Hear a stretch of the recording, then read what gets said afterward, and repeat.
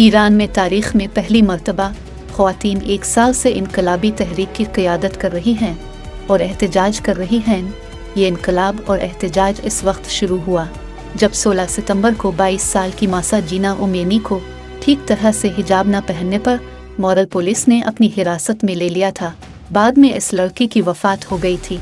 इसके बाद ईरान में ख़वातीन की जानिब से एक ज़बरदस्त इनकलाब देखने में आया है।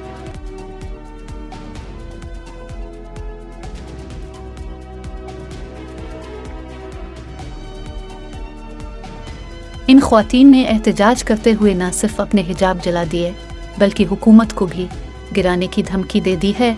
जब 1979 में ईरान में इनकलाब आया, इस वक्त आयतुल्लाह खुमैनी के रूल के तहत ईरान को इस्लामी जमहूरिया मुल्क बना दिया गया। इसके बाद 2005 में मॉरल पुलिस का क़याम भी अमल में लाया गया।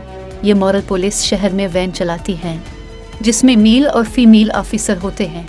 इसका काम ये होता है कि आया ख़वातीन हिजाब की उसूलों पर अमल कर रही हैं या नहीं।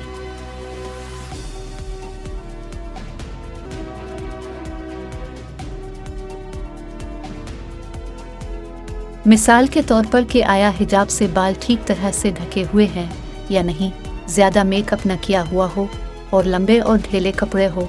मासा जीना उमेनी की वफ़ात के बाद अब ईरानी ख़वातीन इस ज़ालिमाना अक़दाम और उसूलों के ख़िलाफ़ एहतजाज कर रही हैं और हुकूमत को भी गिराने की धमकी दे चुकी हैं। क्या वाकई ईरानी ख़वातीन अपनी आज़ादी की जंग लड़ रही हैं? हुकूमत के बनाए हुए इस्लामी उसूलों से बागी हो चुकी हैं? अपने राय का इजहार ज़रूर दे। शुक्रिया।